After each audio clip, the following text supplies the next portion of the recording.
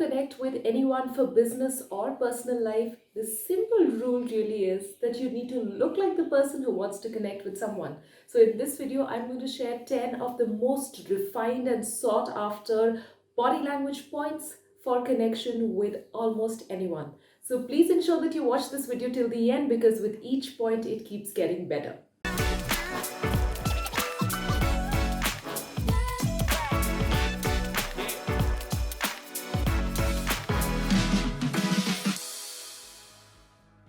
Hi everyone, my name is Shreya. Welcome to Shreya TV. I am an image consultant, a mental wellness counselor, and now a YouTuber. I share science-backed personality development tips and tricks so that you get the success that you deserve. So honestly, the most disappointing part for me is when somebody says they want to connect with me, but they don't really look like the person who wants to connect with me. This often happens to me during sales and marketing calls or in-person meetings where the person really is trying hard to push a product or service down my throat and they are trying to understand me as a customer and my needs, but there is so much incongruence between what they're saying and what they're looking like or what they're sounding like. So without further ado, I really want to share these 10 points with you wherein you need to understand how your body can almost always come to your rescue when you want to genuinely connect with people. Point number one, use your eyes for connection. Eyes are the outlet for almost all kinds of emotions, positive or negative.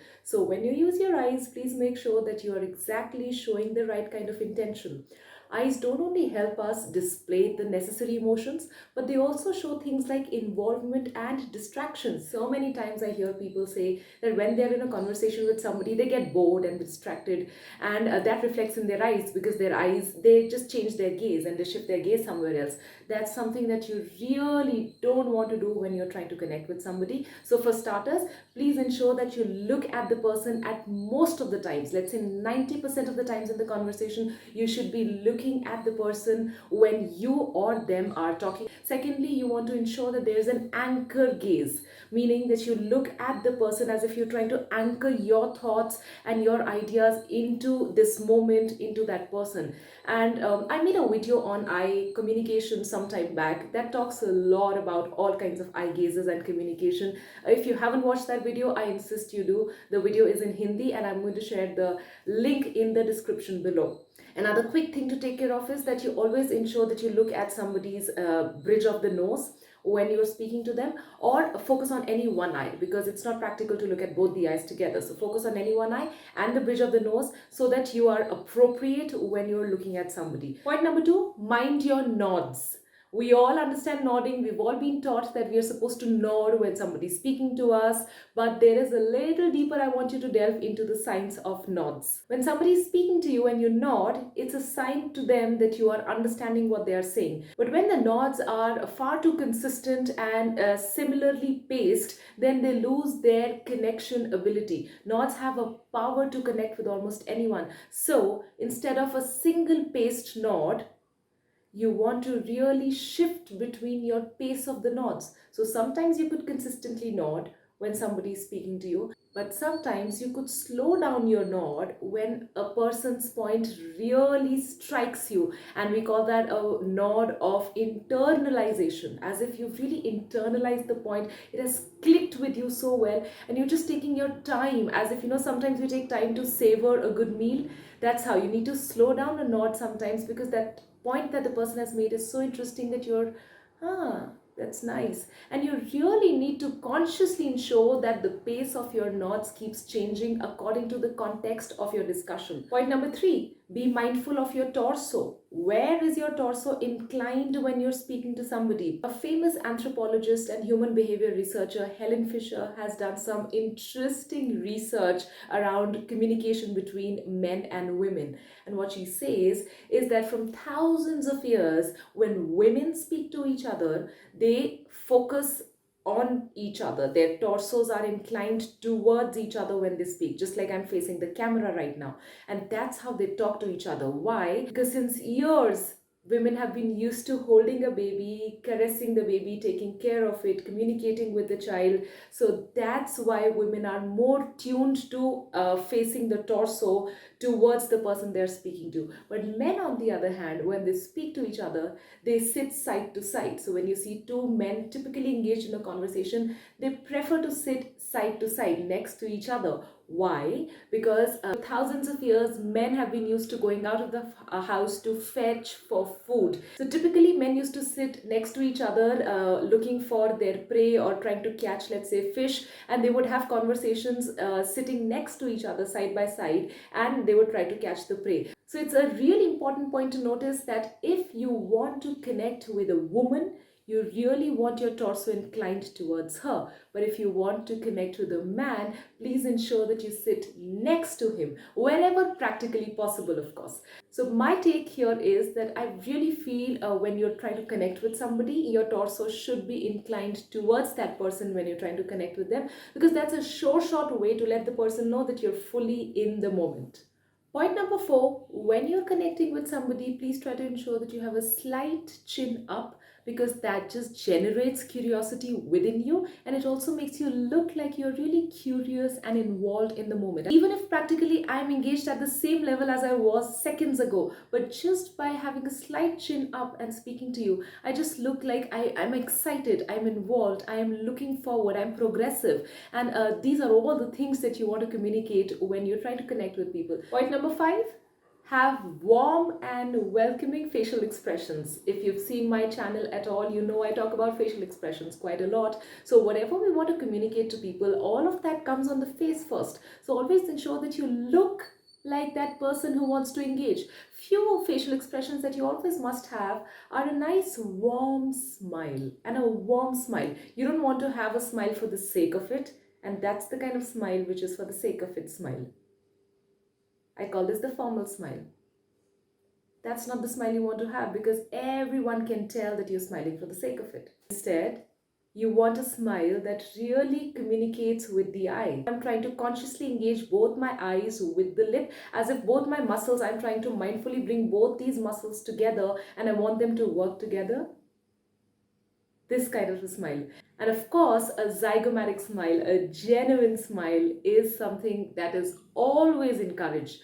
But you don't have to smile fully all the time. One doesn't, right? So whenever there is an opportunity to really genuinely laugh and smile, please don't lose out on those opportunities, because those are the moments that help you click and connect with anyone. Another facial expression that is one of my favorites, and I always talk about that, and even facial expression scientists talk about that a lot, is a surprise gesture. So look for moments in a discussion where you are surprised and happy for the other person, and you can show it through an eyebrow flash with an open mouth, something like this. Point number 6, use the phenomena of mirror neurons to connect with anyone. Humans have a natural ability to mirror each other's physiology for instant connection. It comes so naturally to us that we don't really have to put a lot of effort into it. Think about couples who are married for years. It's often said that when you see them after a few years, they just behave similarly, they talk similarly. Why? Because over the years they start mirroring each other's emotions and expressions, because they are so connected with each other. So you can use this in the other way. If you want to connect with somebody, you can use the phenomena of mirror neurons first and then try to connect. Observe the other person's body language, observe their moves, and see if there are any possible similarities that you can create between your body language and their body language. The intention is pretty clear, so that the other person just feels that, hey, this person is similar to me, this person gets me, they understand me, I think there's a great chance of connection. So we want the other person to think that about us and nothing else. Point number 7, use your hands to not only communicate with people but also connect with people. And I have proven it time and again by coaching my clients that just by merely keeping your hands visible in a conversation ensures that you are far more connected and in the moment. Some moves that you can use to connect with people is by displaying some open palm gestures. I've made quite a few videos on hand gestures in the past. I'm going to share the links of those videos in the description below, so if you haven't watched them, you should watch them. So coming back, you should use your palms to connect with people, because showing palms is a sign of a good vulnerability. It's just a sign of approachability that you really have got nothing to hide and you're sharing everything that's on your mind. So when you want to welcome people on your thought, on your point, on your idea, it's a great way to use open palm gestures. Point number 8 is a magic tip, and that is lean forward towards the person during moments in your interaction with them. When you lean forward just at the right time, it takes your connection to the next level. You should lean in on two important occasions. One, when you are making an important point and you want the other person's attention at that point. So you lean forward, through your physiology, you show to the other person that you're really involved and engaged in the moment, and you want them also to be involved and engaged. Secondly, you lean forward when somebody else is making such an important point to you, that the only way you want to show your connection to that person is by leaning towards them a bit, as if you are listening to them more. So technically you are not going to be listening to them more, but just by a lean towards them just makes them feel, this person is so involved with me. This person really cares about this point. We are getting closer to the end, but there are two power pack points still remaining. And point number 9 is use your voice to connect with almost anyone. To specifically connect with somebody, there are a few magic tools in our voice that we should use. The first is the pitch variation feature, meaning that, so there are different kinds of emotions, right, that can be expressed through voice. One broad category of emotions is excitement and enthusiasm, and these emotions are typically generated through a higher pitch when you use your nose muscle to speak on higher notes. Hi, I'm so happy to meet you.